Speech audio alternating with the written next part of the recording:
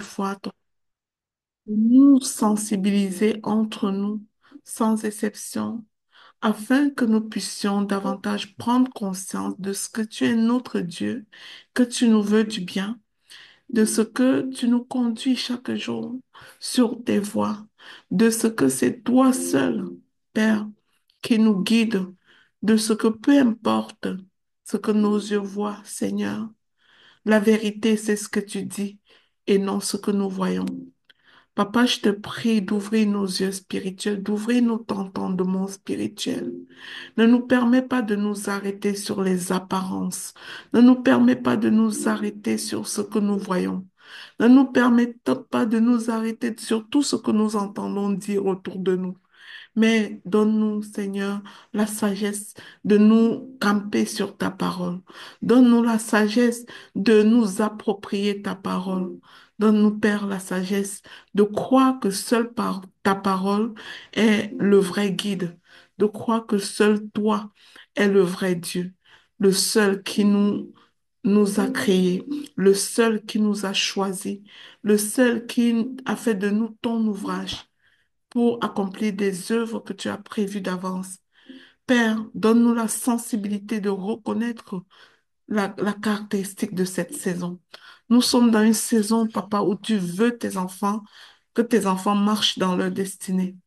Ah, le message est tellement fort et puissant qu'il faut que chaque enfant que tu as créé comprenne, Seigneur, qu'il est temps de se positionner exactement là où tu as voulu qu'il soit.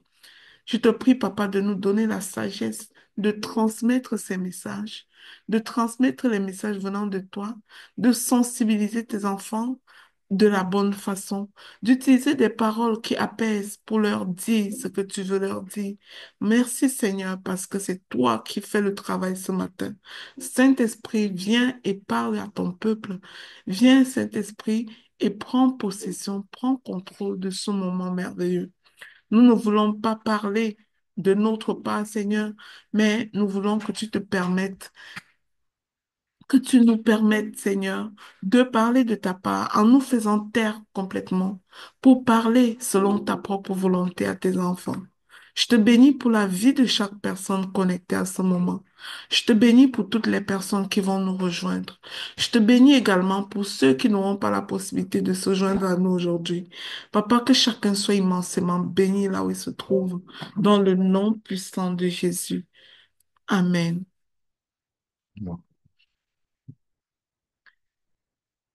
Merci, Roi des rois. Merci, Seigneur.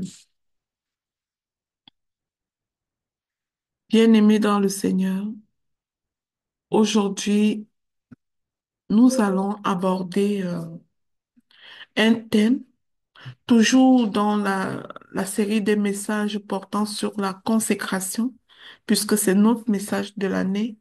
Nous allons aborder un des obstacles qui peut nous empêcher justement de vivre cette consécration, la limite de la perception. Dans cette saison, nous allons parler beaucoup de ces limites, de ces choses qui peuvent nous limiter, dans le but de les briser, de briser toutes ces limites-là qui nous embêtent et qui peuvent nous empêcher tout simplement de marcher dans notre destinée, qui peuvent nous détourner de notre but de la vie. Ce matin, nous allons briser les limites de notre perception, parce que parfois notre perception peut être trompeuse. Ce que tu vois, bien-aimé, n'est pas toujours ta réalité. J'ai une question pour toi ce matin. Et ma question est la suivante. Que vois-tu? Que vois-tu? Depuis janvier 2025, depuis l'aube de cette année, que vois-tu? Nous sommes rendus le 16 janvier. Quelle est ta vision jusqu'à maintenant? Que vois-tu?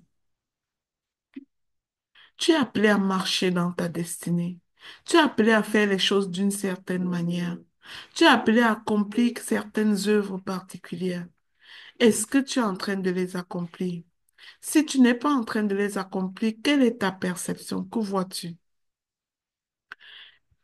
Frères et sœurs, parfois ce que nous percevons ne correspond pas toujours à nos aspirations, ne correspond pas toujours à ce que Dieu attend de nous, à ce que Dieu veut nous montrer.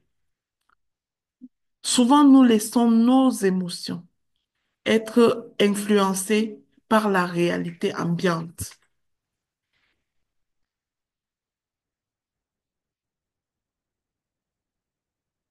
Il y a des personnes qui ont été marquées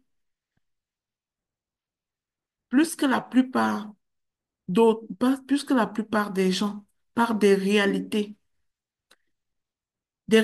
difficiles, qui ont traversé des situations difficiles dans leur vie. Et selon ces personnes, tout semble converger pour leur montrer qu'elles n'ont pas de valeur, qu'elles ne valent rien, qu'elles ne peuvent rien. Et ce cocktail d'épreuves que les enfants de Dieu traversent parfois, lorsqu'on est mal enseigné, cela peut nourrir un terreau de plaintes, de blâme, de lamentation, de sentiments de victime qui nous éloignent vraiment de ce que nous avons à faire avec Dieu. Ça, ce fut mon cas. Dès mon enfance, j'ai été marquée par des expériences très difficiles. À un moment donné, je pouvais me poser la question, on dit que Dieu entend les prières, mais est-ce qu'il entend les miennes? Mais j'étais juste pas bien enseignée en fait.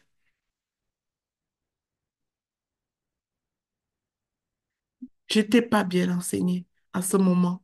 Et je pense que c'est la réalité de beaucoup de personnes. Bien aimé, pour avancer malgré la douleur et trouver la victoire dans le nom de Jésus, ça demande d'adopter une certaine attitude. Ça demande de, de détourner son regard de la réalité ambiante pour se focaliser sur Jésus, pour se focaliser sur ce que Dieu dit de nous. Il est donc essentiel de revoir notre perception du monde. Il est important d'abandonner la mentalité de survie adoptée par les victimes et adopter une mentalité de sens, d'aller chercher le sens dans chaque chose, le cadeau qui est caché dans chaque chose. J'ai l'habitude de dire que sur le chemin de notre destinée, la plupart des expériences douloureuses que nous vivons ne sont que des cadeaux mal emballés.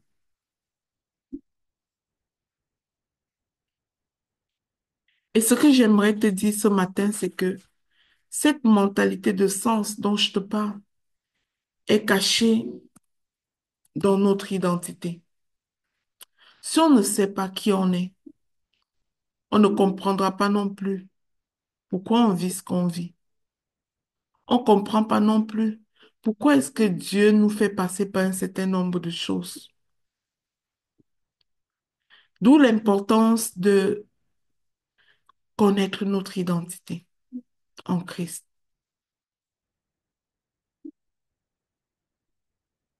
C'est le premier pas à marquer. Pour ma part, la connaissance de ce que Dieu dit à mon sujet a tout changé pour moi. Et je suis sûre que ça peut être le cas pour toi. Comprendre mon identité m'a libérée de plusieurs chaînes de la victimisation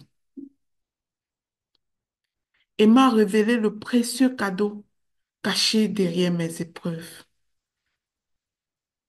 Nous avons tous attaché à notre vie une certaine mission de délivrance des captifs. Chacun à son niveau, chacun dans son couloir.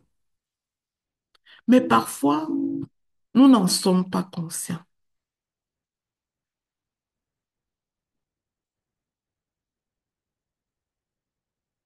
Dieu a sa façon de nous former.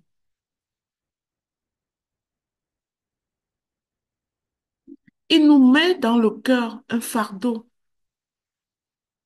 sur une situation particulière, tout simplement pour nous amener certainement à une méthode de sortie de ce genre de situation, afin que nous puissions être la voix qui porte pour les autres personnes.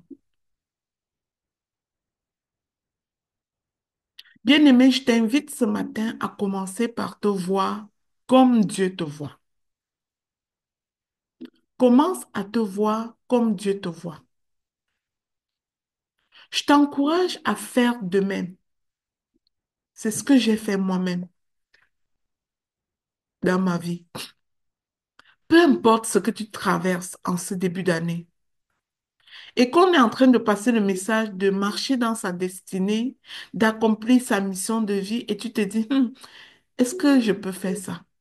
Moi qui suis faible, moi qui manque de force, moi qui n'ai pas de diplôme, moi qui suis handicapé, moi qui manque d'argent. Non, bien-aimé, peu importe ce que tu traverses, Dieu peut faire des grandes choses avec toi.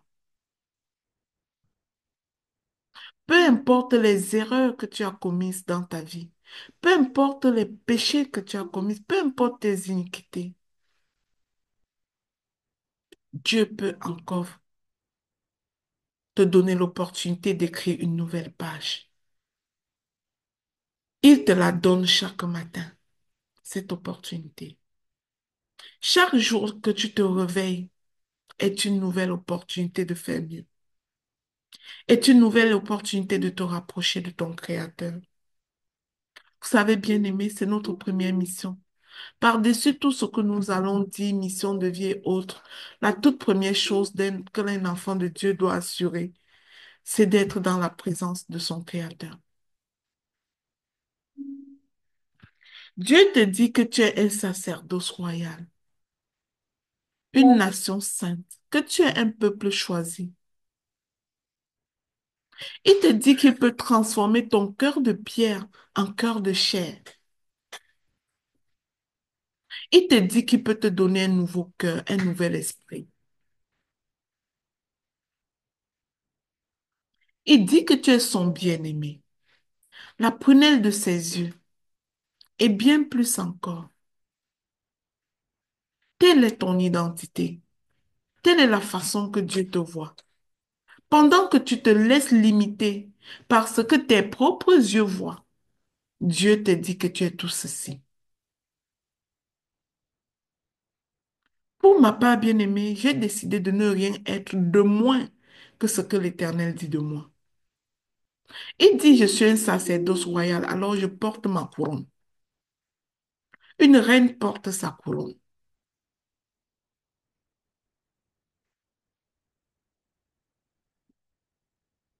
Il dit que je suis un peuple choisi, alors j'entre en possession de mon héritage.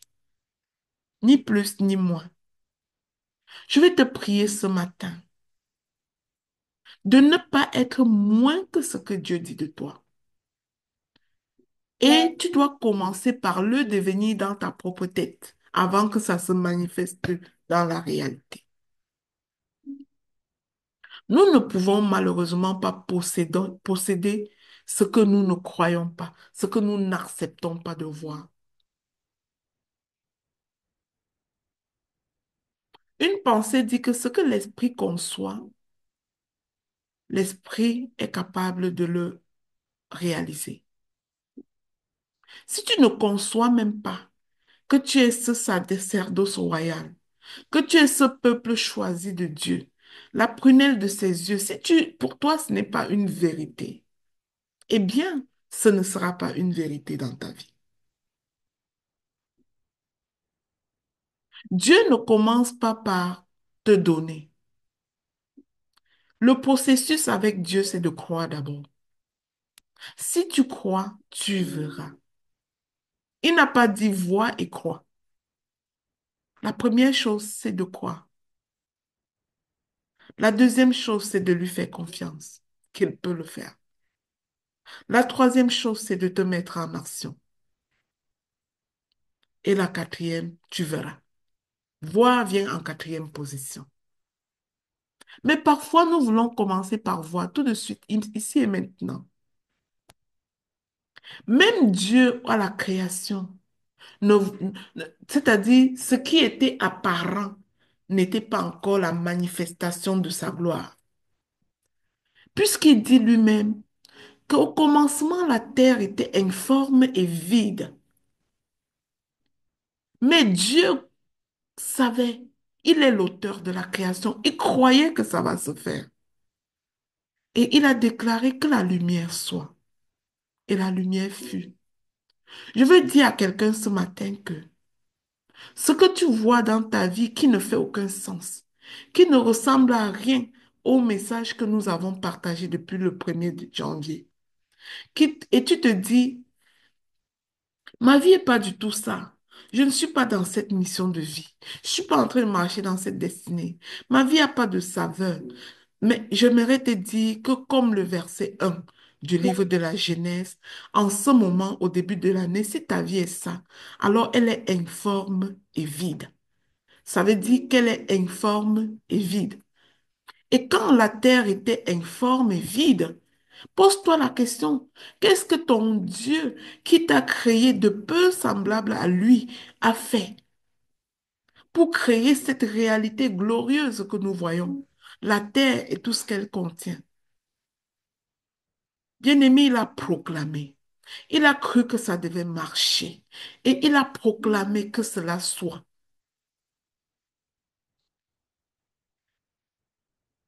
Frère, tout ce que Dieu dit de toi, c'est une prophétie qui plane. C'est une prophétie qui plane et cette prophétie est en attente de ton appropriation. Cette prophétie est en attente que tu l'envoies en mission, que tu proclames que c'est ça et ce sera ça.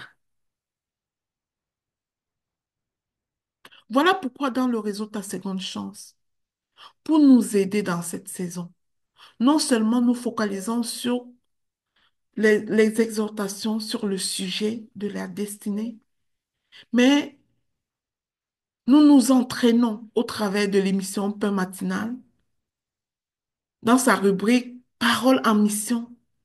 Nous nous entraînons c'est-à-dire à appeler à manifestation les promesses de Dieu. Ne laisse pas passer cette émission-là. Approprie-toi de cette émission chaque jour. Si tu n'étais pas capable de prendre conscience et de faire des proclamations toi-même, alors approprie-toi de ces proclamations-là.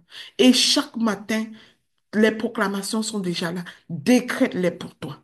N'écoute pas ça comme la radio. Répète-les pour toi. Approprie-toi. Appelle cette réalité dans ta vie. Bien-aimé, ce que Dieu dit de nous plane. Ce que nous voyons dans notre vie est informe, en attente que nous déclarons ce que Dieu dit de nous.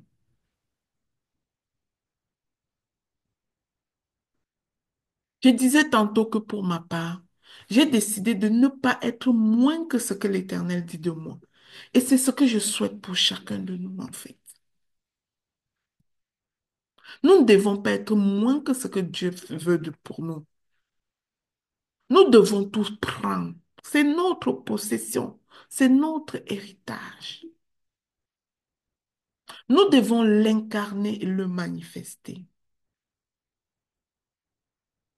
Si Dieu dit que tu es un sacerdoce royal, alors comprends que dès maintenant que tu as cette connaissance, tu es une reine et tu dois vivre intentionnellement comme telle.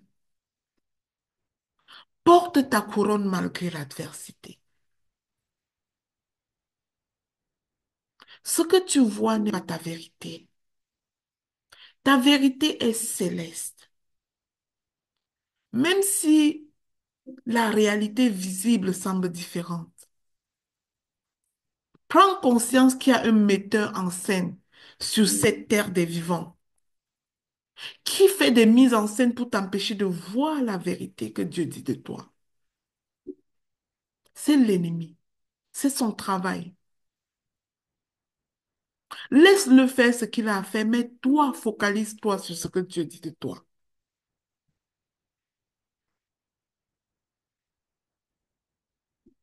Et ça monte dans mon cœur que parfois, au lieu de nous focaliser sur notre identité, sur ce que dit de nous et de le déclarer, nous embarquons dans une histoire, dans une vie de combat avec le diable. Laissons le combat, bien-aimé. Adorons Dieu.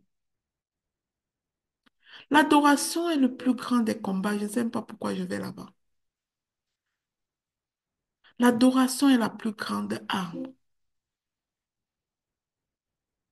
Si toi, tu dors chaque nuit à te réveiller à minuit, feu sur le Satan, bien-aimé, ne t'épouvante plus. Adore Dieu et le Satan s'enfuira de toi. Sois le sacerdoce royal que Dieu dit et l'ennemi s'enfuira de toi. Tu n'as pas besoin de crier, d'appeler le feu, de faire tout ce que les gens font là. Tu as besoin d'avoir un cœur d'adorateur et l'ennemi s'enfuira de toi. Souviens-toi de ce qui avait ouvert la prison lorsque l'apôtre Paul était emprisonné avec Silas. C'est les louanges qui avaient brisé les chaînes. Ce n'était pas le combat, c'était les louanges. C'était l'adoration. L'ennemi ne reste pas là où on adore Dieu en permanence. Fais de ta maison une maison de louange. Ceci n'était pas prévu dans mon exhortation, mais je crois que quelqu'un a besoin de comprendre ça. Mets les louanges chez toi en tout temps. Loue, ouvre ta bouche et loue. Danse comme David. Pendant que les gens diraient que pourquoi tu es enchanté alors qu'il y a telle chose qui se passe. Dis que c'est devant mon Dieu que je danse. Danse pour insulter cette situation, cette réalité qui s'impose à toi. Danse pour que la montagne s'aplanisse, qu'elle sache que tu ne la vois même pas. Parfois, lorsque nous regardons trop à nos circonstances, lorsque nous regardons trop à nos Goliaths, lorsque nous regardons trop à ce qui ne va pas dans notre vie, bien-aimés, nous nourrissons ces choses et ça grandit. Regarde trop à tes problèmes et tes problèmes vont prendre du poids. Mais fais comme si ces problèmes-là n'existent pas, ils vont se fatiguer. Parce que le but était de te détourner, justement. Le Seigneur nous a donné un protocole pour pour orienter notre perception. Il dit, si tu crois, tu verras la gloire de Dieu. C'est ça le protocole. Il nous invite à croire avant de voir. Parce qu'il le savait que les choses ne seront pas toujours comme nous voulons. Pourtant, dans la vie quotidienne, beaucoup ne croient qu'à ce qu'ils ont déjà vu. Je ne sais pas si c'est ton cas. Beaucoup ne croient qu'à ce qu'ils ont déjà vu, ce qui limite leur capacité à recevoir par la foi ce qui est bon pour eux.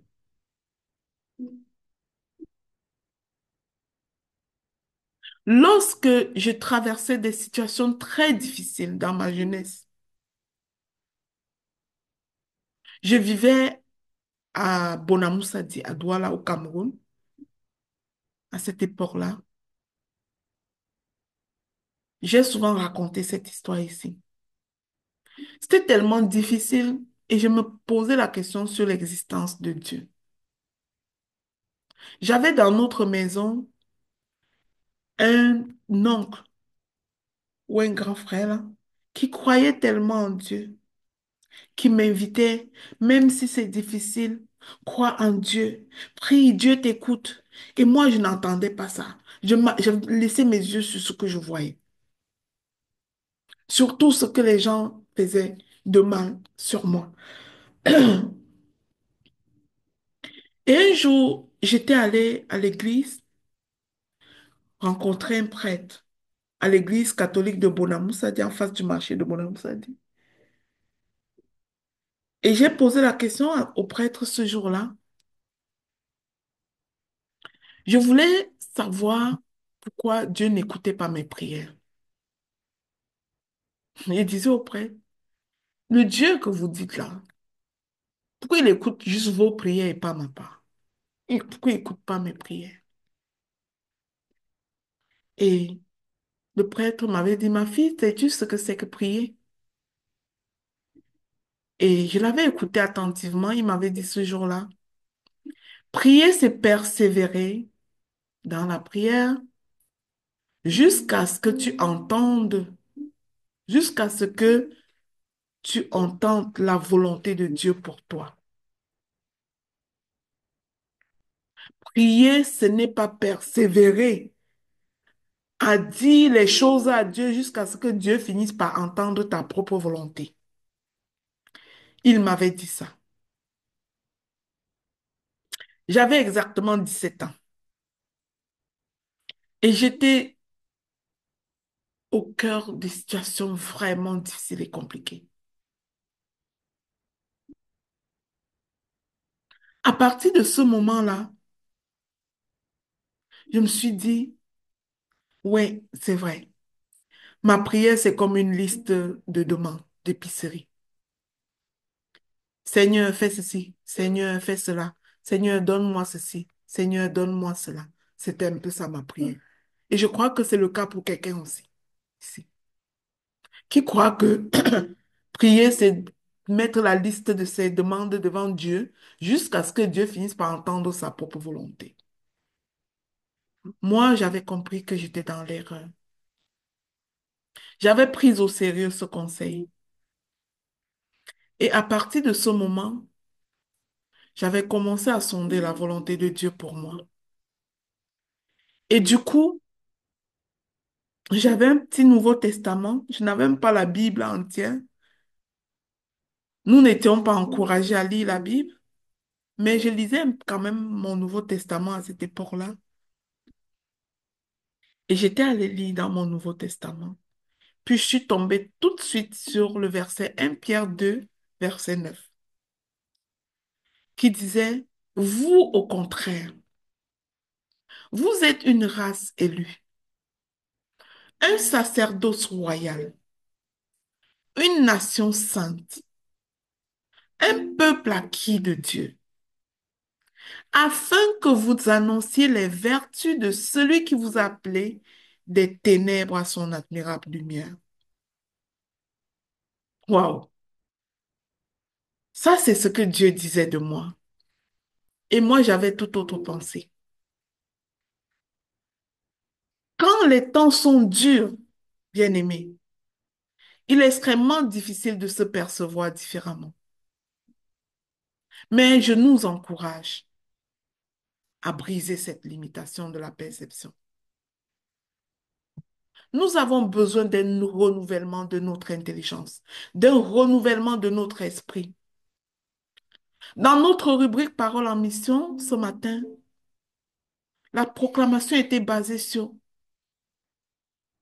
la promesse que Dieu nous fait de renouveler notre cœur, de renouveler notre esprit. Alors nous avons besoin de renouveler notre intelligence pour nous voir comme Dieu nous voit. Dieu nous appelle à sortir des ténèbres pour entrer dans son admirable lumière, comme le dit le verset que je viens de lire. Cela signifie qu'il y a un chemin. Et c'est ce que j'avais compris ce jour-là. Que si Dieu me dit de quitter les ténèbres, dont la situation inconfortable dans laquelle j'étais à mes 17 ans, pour aller à son admirable lumière, s'il me dit de quitter pour me rendre à, ça veut dire qu'il y a un chemin. qui a un chemin à parcourir. Et je pouvais me poser la bonne question maintenant. Est-ce que je suis en train de parcourir le chemin qu'il faut pour me rendre à son admirable lumière, pour changer ma situation? Dieu souhaite que nous passions d'un point A à un point B, des ténèbres à sa lumière éclatante.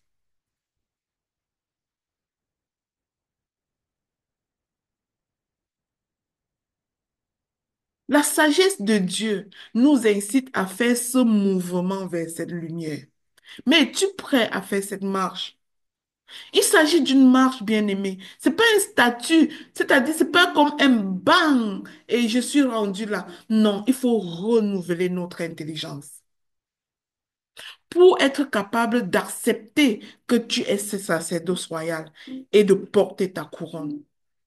Même si normalement tout le monde serait en train de pleurer dans ce que tu traverses, mais que tu te dis non, non, non. C'est rendu dans la cour de mon Dieu. Alors je ne pleure pas.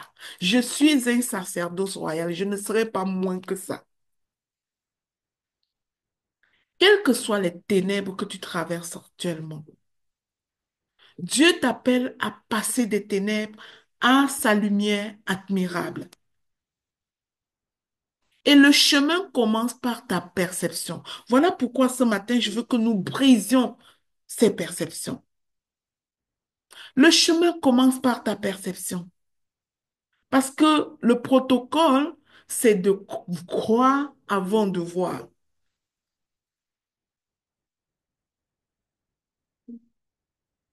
Ta perception définit ton attitude. Si tu ne regardes que la maladie, le diagnostic, ça va définir ton attitude. Mais si tu regardes que Dieu t'appelle à une santé divine, ah, tu vas parler à la maladie là. Tu vas lui dire de dégager parce que ça ne fait pas partie de ton héritage. Si tu Dieu, c'est que Dieu t'appelle à être prospère à tous égards et que en ce moment, tu es dans un manque qui ne dit pas son nom. Tu n'arrives même pas à mettre du pain sur la table pour les enfants. Ah, tu vas parler à cette montagne. Tu vas prendre ton identité d'enfant de Dieu. Tu vas entrer dans les bottes d'un enfant de Dieu et dire à cette situation, tu ne me connais pas. Ennemi, dégage avec ta mise en scène, parce que je suis appelé à être prospère à tous égards. Bien-aimé, que vois-tu dans ta vie ce matin? Qu'est-ce que tu vois? Tu vois quoi? Tes handicaps? Tu pleures sur tes handicaps? Tu pleures sur la jambe que tu n'as pas? Tu pleures sur la peur de parler en public? Tu pleures sur toutes ces limitations? Tu pleures sur les diplômes que tu n'as pas peut-être? Tu pleures sur la réalité ambiante, la maladie, un diagnostic. Il y a quelque chose qui t'attriste.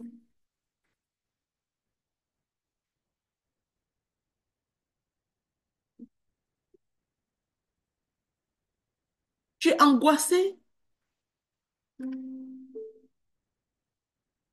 Est-ce que la charge mentale t'accable? Il y en a trop sur tes épaules dans cette saison. Te vois-tu comme une femme trahie par son mari? Comme une femme stérile? Comme une personne sans valeur? Te dis-tu que ces choses-là, c'est pour les autres et pas pour moi? Qu'est-ce que tu vois? Qu'est-ce que tu te permets de voir? La parole dit que nous ne vivons pas par la vue, mais par la foi. Je t'appelais à activer ta foi. Dans la vie, ce que tes yeux voient influence profondément ton état d'esprit. Utilise les yeux de la foi pour commencer à voir ce que Dieu dit et non ce que le monde te présente. Le Seigneur nous enseigne à marcher par la foi. et non par la vue. Quand nous faisons l'inverse, cela a des conséquences sur notre estime de soi et bien d'autres aspects de notre vie. Cela a des conséquences sur nos relations. Je ne sais pas, il me monte à cœur de parler à une femme qui est en difficulté avec son mari en ce moment. Regarde ton mari avec les yeux spirituels, s'il te plaît. Et souviens-toi que le diable est un metteur en scène. Ce mari qui t'a aimé depuis X nombre d'années, si tu n'arrives plus à le reconnaître ce matin, s'il te plaît, ne t'en prends pas à lui, ne regarde pas ce que tu vois.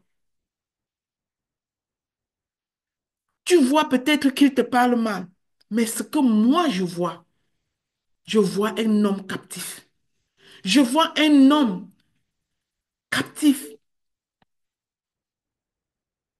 qui est forcé par l'ennemi à détruire l'unité qui est entre vous. Bien-aimé, je suis thérapeute et je peux vous dire combien parfois les gens qui sont pris dans des dépendances, dans des captivités, viennent pleurer à se coucher à terre pour être délivrés de ça. Pendant que toi, à la maison, qui aurais pu aller dans ton lieu secret pour régler cette affaire, tu es en train de t'arrêter sur ce qu'il a dit, t'arrêter sur ce qu'il a parlé ce matin, t'arrêter sur son comportement, hein, alors que ces mots-là, ils ne contrôlent même pas. Pourquoi depuis le premier jour de votre mariage, il ne disait pas la même chose? Il y a quelque chose bien aimé. En tout cas, je ne sais pas à qui ça s'adresse là, mais ton mariage n'est pas à détruire. Sois sage, tiens-toi bien et ne rate pas de cible. C'est pas ton mari là que tu dois combattre. L'ennemi est derrière. Est la bonne cible. Vise la bonne cible. Et pour réussir ça, tu dois avoir la compassion pour celui-là qui te dit les mauvaises paroles. Parce que tu comprends qu'il est captif. Bien aimé pour entrer dans ta destinée, tu dois voir les choses comme Dieu voit. Quelles que soient les circonstances que tu traverses. Fortifie-toi et prends courage, dit le Seigneur. Josué 1, verset 9. Je voudrais te dire ce matin qu'aucune situation n'est trop difficile pour notre Dieu. Si c'était le cas, c'est que ce n'est pas moi qui serais ici en train de te parler. J'étais catastrophique.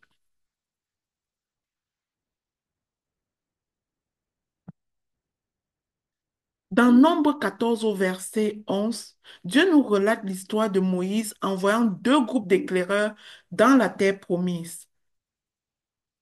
Chaque groupe devait aller explorer et donner un rapport. Le premier groupe est venu donner le rapport selon lequel eux, ils se considèrent comme des sauterelles devant le peuple qui habite ce pays-là. Et c'est ainsi qu'ils disaient sur eux-mêmes. Ce que nous percevons détermine notre capacité à saisir ce qui nous est destiné. Ces gens-là qui partaient en conquête d'un pays et qui se voyaient comme des sauterelles et qui le déclaraient et qui déclaraient leur incapacité ne pouvaient jamais obtenir ce pays en fait. Ils ne pouvaient jamais entrer en possession.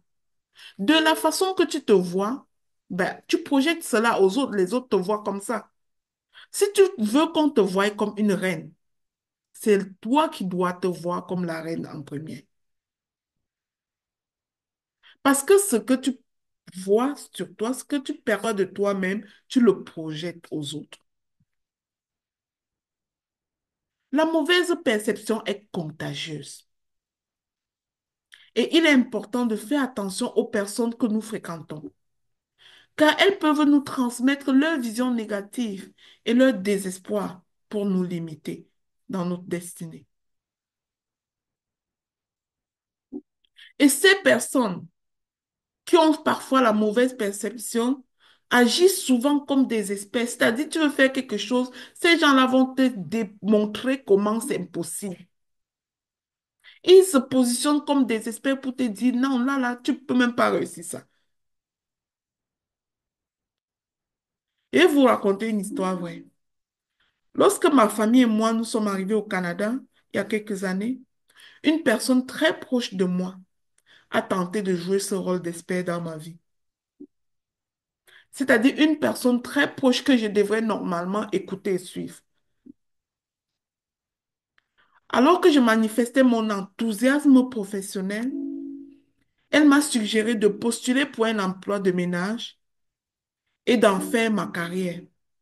C'est pas, le problème n'est pas que le problème de travail de ménage est un mauvais travail, mais c'est l'énergie qui accompagnait sa proposition. C'est ce qu'elle disait de cette proposition. Elle disait, nous sommes venus dans ce pays pour nettoyer. Nous sommes venus dans ce pays pour faire le ménage. Et toi, tu ne fais que regarder le travail des Blancs. Oh my God. Cette énergie-là, ce n'était pas mon énergie. Je suis peut-être petite, mais je ne suis pas prête à entrer dans la boue et à me voir comme dernière. Et c'est ce que je souhaite pour toi.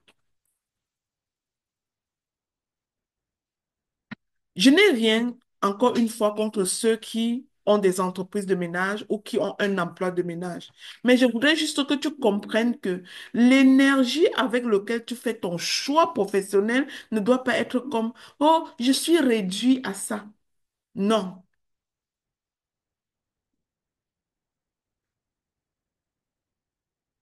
Je savais que je pouvais faire davantage. Je savais que je pouvais être plus. Je croyais en mes capacités. Je croyais en moi-même. Mais les experts autour de moi disaient que nous sommes noirs et qu'on arrive, c'est pour nettoyer. Mais moi, je voulais pas ce cliché, en fait. Je prends cet exemple pour te dire, si tu as des aspirations et que tu crois au fond de toi que tu es capable parce que Dieu te démontre que tu peux faire plus, ne te laisse pas limiter par les experts. S'il te plaît, enlève les experts là dans ta vie, ne marche plus avec eux.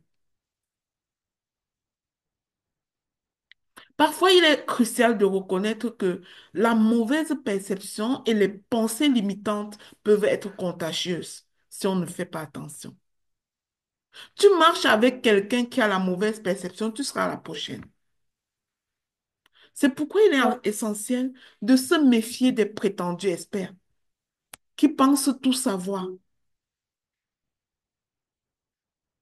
de faire de notre Dieu notre seul expert et croire à ce qu'il nous dit et croire à ce qu'il dit de nous. Osons nous voir comme Dieu nous voit en ce jour, dès maintenant. Le deuxième groupe d'éclaireurs qui était envoyé par Moïse dans la terre promise avait rapporté quelque chose de différent, une vision différente. Caleb et Josué, quand ils sont revenus, puisqu'il s'agissait de ce deuxième groupe, ils ont trouvé le pays magnifique et ont encouragé le peuple à y entrer sans crainte. Ils croyaient que l'Éternel était avec eux. Ils, ils croyaient qu'ils seraient victorieux avec Dieu, puisqu'ils ne sont pas seuls. Finalement, ceux qui avaient cette attitude positive ont pu posséder le pays. Cela souligne qu'en spiritualité, on ne peut posséder sans quoi on ne croit pas. Et s'il faut revenir dans la réalité de notre monde actuel, je peux vous dire que un pays comme le Canada où je me trouve, c'est un pays où l'immigration a été pendant longtemps très sélective en termes de compétences. Mais je vous assure que j'ai vu des personnes qui n'avaient pas toutes ces compétences, qui ont mis leur foi dans cette immigration-là et qui demeurent dans ce pays. J'ai vu des personnes qui sont arrivées dans ce pays, qui n'ont jamais été à l'école et qui ont fini par avoir même une maîtrise, qui sont arrivés dans ce pays, qui ne savaient même pas, qui ne savaient parler que leur langue maternelle. J'ai vu des mamans qui sont arrivées dans ce pays à 60 ans sans qu'ils ne savaient pas conduire et qui sont finalement allées à l'auto-école et qui sont autonomes. Je vais te dire, bien-aimé, qu'est-ce qui te limite? S'il te plaît, crois que tu peux. Je vois les gens faire des choses extraordinaires que je me dis, moi, waouh. Chez nous, là-bas, quand on a 50 ans, on dit qu'on vit déjà le bonus, que la vie est finie. Hey, il n'est pas tard parce que Dieu peut faire des choses extraordinaires avec toi. L'âge n'est qu'une limite. Brisons les limitations. Coupons ces chaînes. La façon dont tu te perçois détermine ta domination sur les situations. La Bible nous enseigne que les enfants de Dieu marchent par la foi et non par la vue. Je ne sais plus combien de fois j'ai répété ça. Si tu ne peux pas te voir comme une fille de roi, comme un sacerdoce royal, comme Dieu te voit, tu ne pourras pas manifester cette réalité. Nous sommes appelés à croire en premier, bien-aimés. Et non en ce que nous sommes à croire en premier en ce que Dieu dit de nous et non en ce que notre grand-mère a dit, que nous ne valons rien, et non à ce que nos proches racontent, et non à ce que nos parents disent. Si tant est que c'est différent de ce que Dieu dit, ce n'est pas notre réalité. Prends conscience de ceci.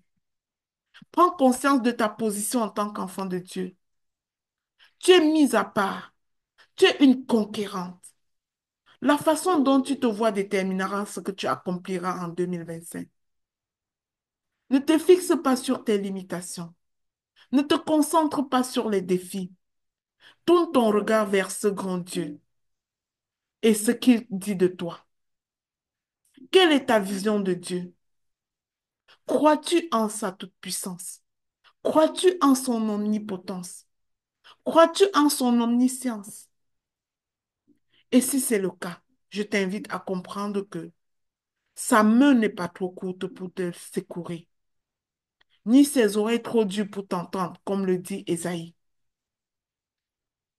Il agira dans ta vie selon les principes divins.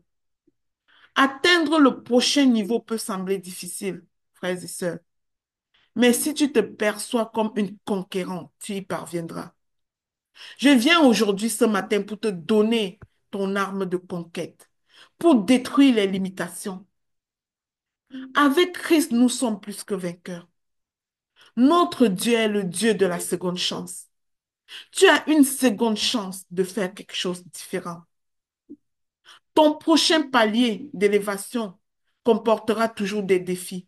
Il y aura toujours des géants comme des difficultés. Il y aura toujours un enfant rebelle peut-être à la maison. Il y aura toujours peut-être un cas de maladie qui va arriver. Il y aura toujours un mari indifférent peut-être. Il y aura toujours cette montagne. Mais en Jésus, tu es plus que vainqueur. Crois-le. Et voici le protocole que je te donne ce matin. Un, décide de te voir comme Dieu te voit. Deux, choisis de ne considérer que les promesses de Dieu pour toi et de les envoyer en mission chaque matin. Proclame-les. Dévance l'aurore. Crois que les promesses de Dieu s'accompliront toujours en leur temps favorable. Ne crains rien puisque ton Dieu te dit de ne rien craindre. Mets ta confiance en l'Éternel en quatrième lieu, quel que soit ce que tes yeux voient. Cinquième chose, reconnais que Dieu forme ton caractère à travers les épreuves et les difficultés. Si je n'avais pas vécu tout ce que j'ai vécu, c'est pas moi qui serais en train de te parler aujourd'hui. Bénis Dieu pour ce qui arrive. Ne dit-il pas que tout concourt à ton bien? Loue-le même dans les moments difficiles. Sixième chose, fais de Dieu ton partenaire, ton seul expert. Suivant ce protocole, tu pourras surmonter les géants qui se dressent sur ton chemin. Entre ce que Dieu dit et ce que tu perçois, il y a un chemin à parcourir. Et c'est à toi de parcourir ce chemin. Ne te laisse pas détourner par les mauvais rapports, par les experts qui vont te dire que tu es incapable, que ce que tu penses là est irréalisable. Ne te laisse pas séduire par ces experts. Le seul expert, c'est Dieu dans ta situation. Ta manière d'agir est-elle en accord avec les promesses de Dieu? Bien-aimé, que Dieu te bénisse abondamment. Amen.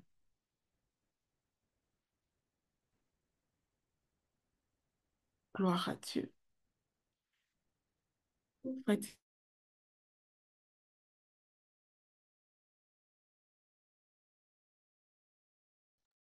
Merci Seigneur.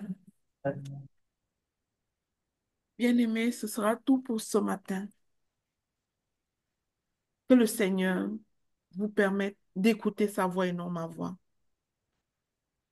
Pardonnez parfois la rigidité des messages. Mais la parole de Dieu, ce n'est pas de dire toujours ce que les gens veulent entendre. C'est de dire ce que Dieu a dit concrètement dans sa parole. Qu'il vous bénisse abondamment. Il y a la puissance dans le nom de Jésus. Il y a la puissance dans le nom de mon roi. Brisez les chaînes, brisez les chaînes, brisez les chaînes, brisez les chaînes, brisez les chaînes, brisez les chaînes. Il y a une armée qui s'élève. Il y a une armée qui s'élève pour nous. Il y a une armée qui s'élève pour briser les chaînes, briser les chaînes, briser les chaînes, briser les chaînes, briser les chaînes, briser les chaînes. J'entends des chaînes tomber. Et j'entends des chaînes brisées. Il y a une armée qui s'élève. Il y a une armée qui s'élève.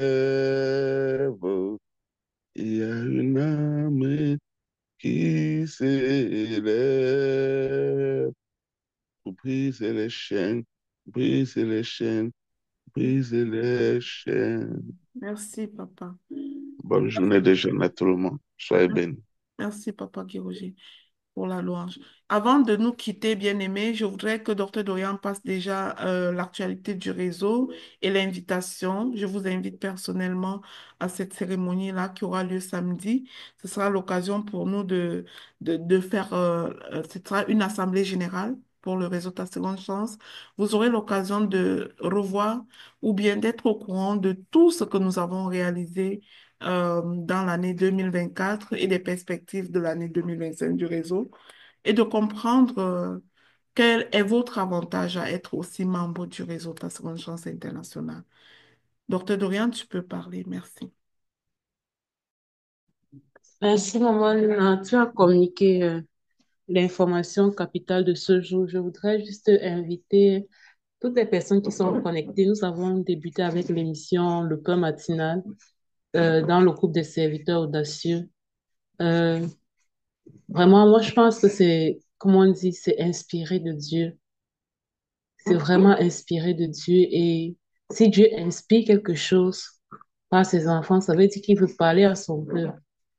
Alors, n'hésitez pas à écouter ces messages et à proclamer votre, à proclamer la vérité, en fait. On proclame jusqu'à ce que le subconscient soit, soit d'accord. Parce que parfois, le subconscient a des mauvais clichés, des anciens clichés du passé. Et il faut proclamer jusqu'à ce qu'il accepte que désormais, voici la vérité pour la manifester dans le quotidien. Donc, n'hésitez pas à les écouter. Nous nous efforçons de les mettre le plus tôt possible.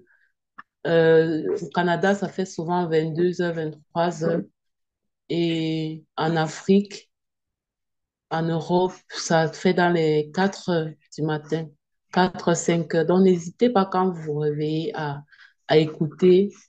Bientôt, nous irons sur YouTube avec ça pour pouvoir mieux les conserver. Parce que quand c'est des audios juste comme ça peut s'éparpiller. Donc, bientôt, nous irons sur YouTube.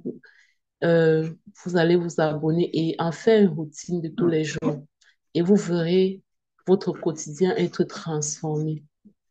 Je voudrais également remercier toutes les personnes qui ont renouvelé leur adhésion et inviter les autres à suivre le pas. C'est donnons-nous pour mission de ne pas laisser le mois de janvier terminer sans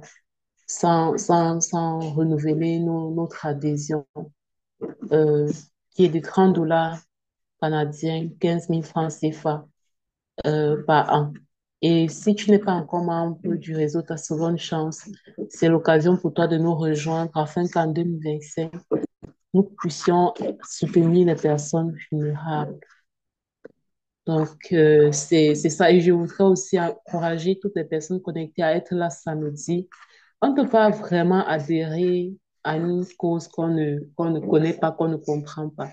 Donc, venez samedi, c'est la sortie des facilitatrices qui sont en fait des étudiants de leadership du niveau 2. Ce sera la sortie, notre sortie, parce que je fais partie de ces étudiants-là. On va prendre nos parchemins. On a fait un beau parcours de transformation avec, voilà, on a fait un très beau parcours de transformation avec les tables de croissance. Et toutes les personnes aussi qui s'interrogent, c'est pas les tables de croissance. C'est l'occasion aussi de venir découvrir. Certainement, quand tu seras connecté samedi, tu vas comprendre de quoi il est question. Donc, je vous invite aussi à vous connecter. Ce sera à 11 heures de Montréal. Nous vous espérons nombreux. Je vous souhaite une très bonne journée. Eh bien, merci beaucoup. Merci à tous. Bonne journée de jeûne, bonne journée de prière. Allô, Rendez-vous allô, samedi. allô, Maman Lina. Allô, Chanel, oui? Oui, bonjour Maman Lina, bonjour à tous.